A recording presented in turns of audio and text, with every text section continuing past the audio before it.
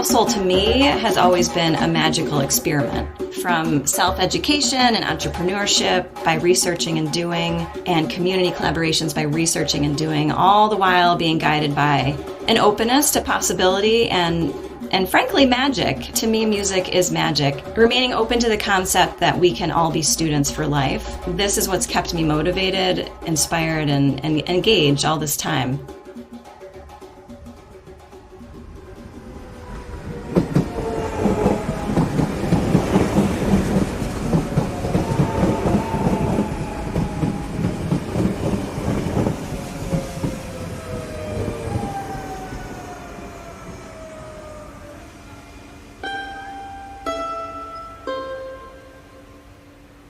Welcome to Towards a Kinder Public, a podcast exploring issues in public space and ways to design kinder space that better meets our interconnected needs. I'm Kevin Castle, and along with Annie Chen, we are Kinder Public. Today's episode is How Music Makes a Different Business, Chelsie Henderson of Rural Soul Music Studio. This episode opened with the music of master drummer Mbemba Bangoura, who is playing alongside Chelsie Henderson and Wayne White. You'll hear more about this later and also in the next episode. The rest of the track will play at the end of this discussion. This episode will resonate with listeners who have embarked on creative careers, and especially those who are teaching in creative fields with the intention of also maintaining a professional and creative practice. You may recognize some of your path in our discussion. From an architectural and spatial perspective, this is also a really interesting discussion about a business with walls and also no walls, a business that is centering and also reaching, pulling a rural community together through ideas and ultimately having an impact on people across the world. This, to me, parallels the musical conditions of practicing and playing, of being in a concentrated space and being in a performance space, and most of all, of being really good at communicating what is essential. Chelsie Henderson is the accomplished musician and teacher and amazing entrepreneur behind Rural Soul Music Studio, a woman-owned, anti-racist, vibrant music space in the historic Main Street business district of Schuylerville, New York. Schuylerville is a predominantly rural area upstate, about an hour north of Albany. Chelsie shares very honestly about her background in music education and early career experiences, and how teacher burnout in a school setting helped her turn toward her dream to build a community music center in her home region, and to develop a collaborative, experimental approach to running a business. It's not an overstatement to say that Rural Soul Music Studio is iconic in the area. The studio is a really recognizable and distinct space, in part because of its location in the beautiful Bullard Block building, built in 1881, which is on the National Register of Historic Places. The Bullard Block is home to other creative and small businesses also, and this grouping stands out in a business district and makes one curious to learn more. It's also the colorful, welcoming interior of the music studio itself and the ample amounts of natural light pouring in from the large facade windows. This is a creative space that is modeling quality without needing to label it, in a community of people who are working together on everything from regional economic development to climate change. Rural Soul is also noteworthy because you are just as likely to find a class or an event that Chelsie is holding somewhere outside of the beautiful Main Street business space. It might be outdoors, it might be in a library, it could be anywhere, and those events are just as recognizable. In part one of our conversation, Chelsie shares how her approach to business means a listening relationship with the community around her, and why at Rural Soul you may find something that you did not know you were looking for.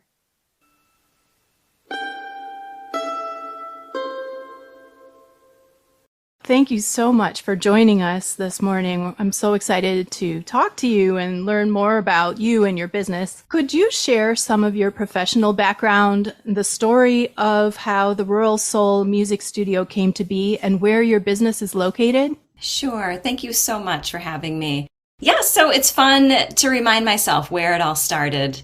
I have a bachelor's degree in music education with a vocal concentration and a minor in special education from UVM in Burlington. And my first full-time teaching gig was as a high school level choral instructor at a rural northern Vermont public school. At the time, I was also a conducting intern with an ensemble called the Bella Voce Women's Chorus of Vermont, and was serving as choral chair of the Vermont chapter of MENC, which is the National Association of Music Education. And I was the operations assistant for the Vermont Youth Orchestra Association. And during that time was also camp counselor for the Vermont Youth Orchestra's summer camp program. And one summer was a resident director for the Green Mountain Chamber Music Festival. And then amidst all that, I would teach private piano and vocal lessons. So my background really was in classical voice and choral music, and I thought I was on this grand path to becoming a professional choral director. So my main task at my first teaching job at the Vermont School was to reinvent a choral program that had been stagnant for many years, and also to jumpstart other programming. The school was basically wide open to my ideas, which was really a brilliant way to start my teaching career. So I started the school's first ever group guitar class. I helped to create a group piano class and a music theory class at that time. And then I was also thrown in as a theater co-director for a year. And then halfway through my first year of teaching, the middle school music teacher left her job for personal health reasons. And then I was all of a sudden just thrown into general music teacher for grades 4 through 8. Again, this is my first year teaching. And so my teaching percentage went from like a 3/4 time, 75% teacher to over 100%. So needless to say, at that time, I reached what I can now prescribe as burnout at the end of my first full teaching year. And then I gave it my all for a second year. And then it was at that time that I was starting to realize I was reaching that burnout and that there were other avenues for teaching, and that this one really wasn't working for me. I felt like I have this overactive creative mind, and although the school was very supportive of the new programming, there were a lot of other ideas that were always swimming around that I really wanted to try on a community level.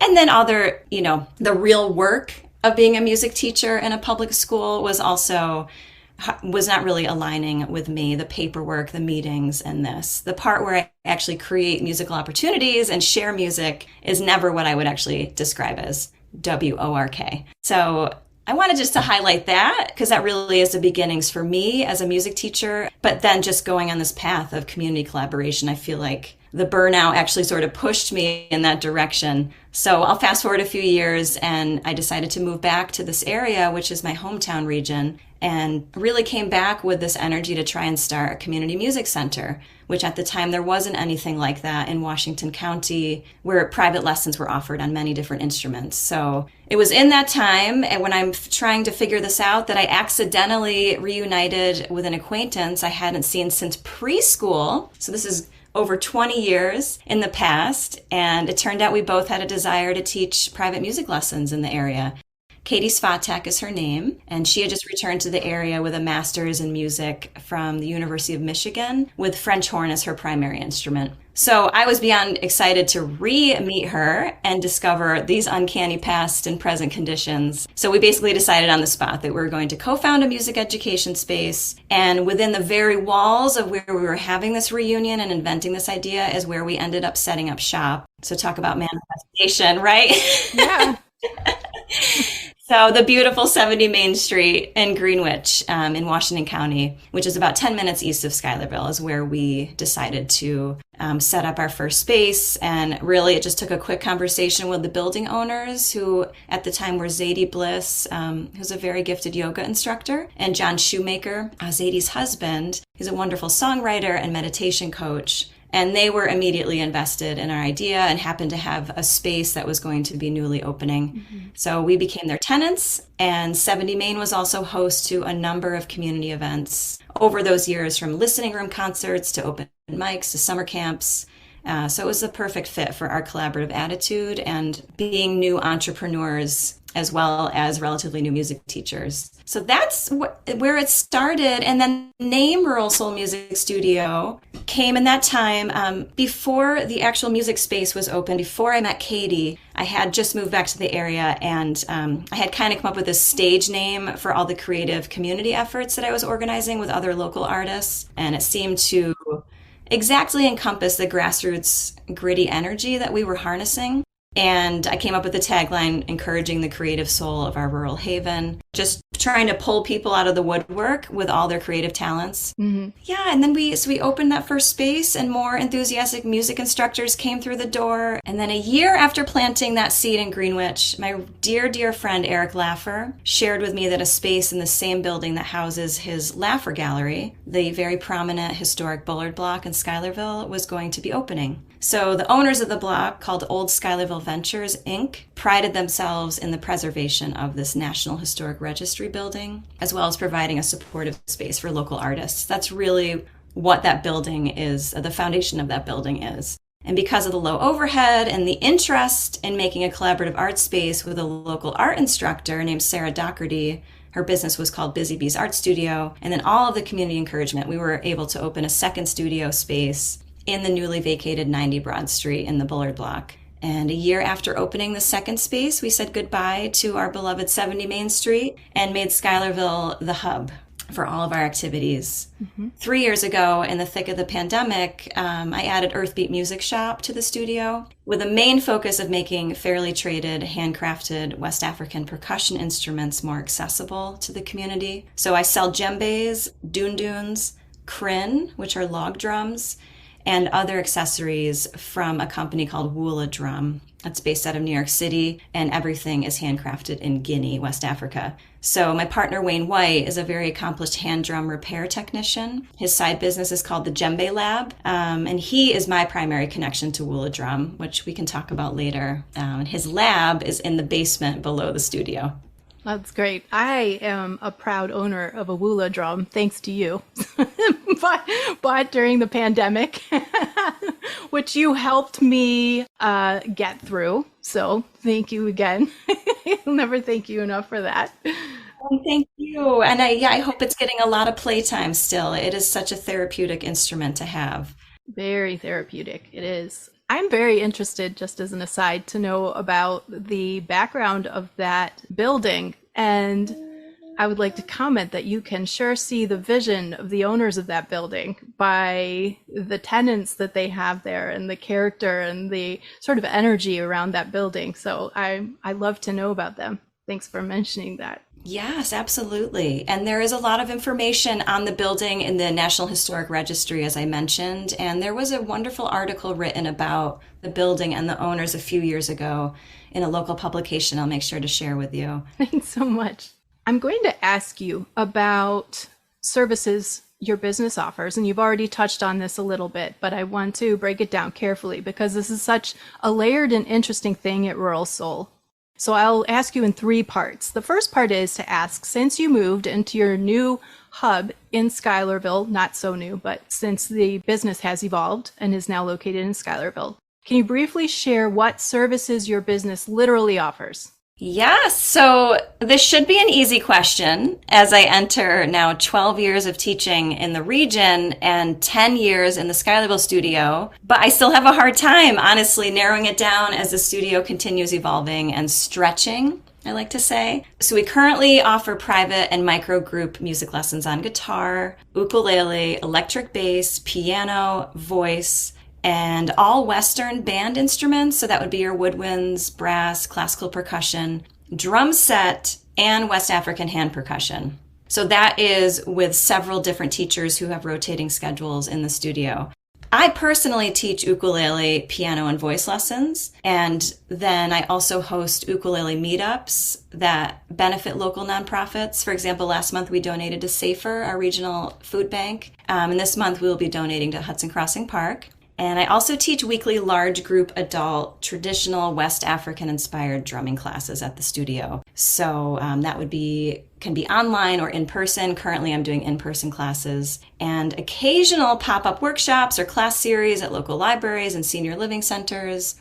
I facilitate drum circles here, there, and everywhere, and also offer school residencies. And I also volunteer host and organize teaching and performing tours for masters of West African music traditions in the Capital Region. That's a very, very important part of that for me.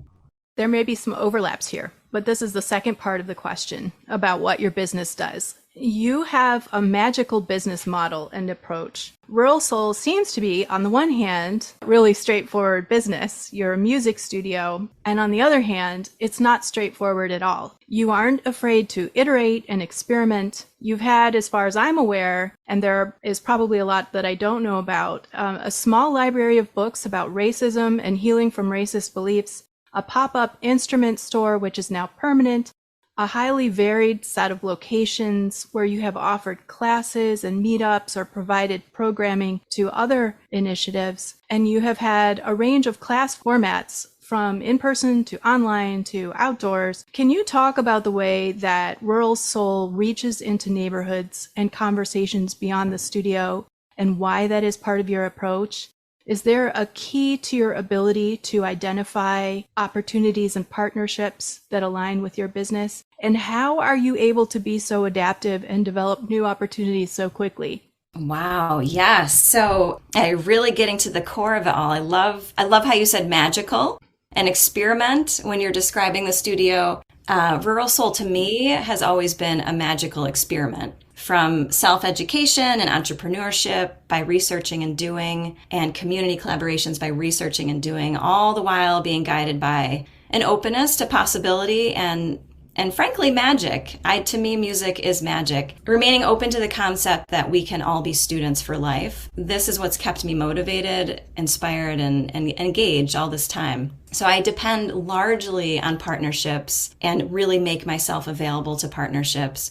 From small local libraries to local parks like Hudson Crossing to larger nonprofits in the arts, such as Saratoga Performing Arts Center, or SPAC. I really do keep myself accessible to collaboration. And while I do love having absolute creative freedom to offer whatever musical workshops and events that I desire, I also find it of utmost importance to listen to what the community wants. And just as a side, the word listen has been really important to me. And I actually at one point even considered changing the studio name to Listen, to emphasize that point of if we all really listen to each other and respond collaboratively, just how beautiful life can be. Mm-hmm. So empathy and appreciation are really my pillars. So hence my anti-racist children's book reading corner, which you had mentioned. This started as a collaboration with Bat and Kill Books, where I sold these books on consignment and then gave my sales commission to Boston University's Center for Anti-Racist Research. And then over time, I ended up just turning it into a permanent reading collection at the studio for my students and other studio visitors to enjoy. And many days I'll walk into the studio or come around the corner. We have this little vestibule waiting area and there'll be an adult sitting there reading the children's books and furthering my education and connections with people and places that facilitate conversations and activities around anti-racism. Hence also my drive to reinvigorate our local climate smart group,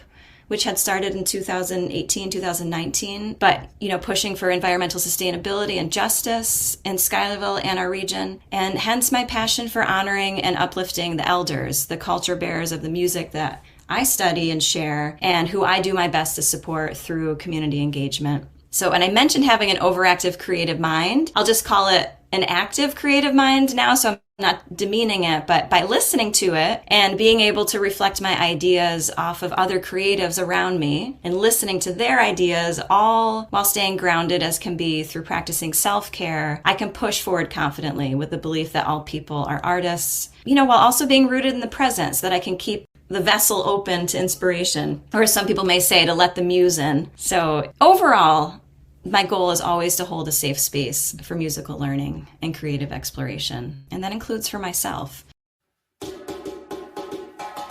Subscribe to Towards a Kinder Public on your favorite podcast player, and leave us a rating and a review. We would love your feedback.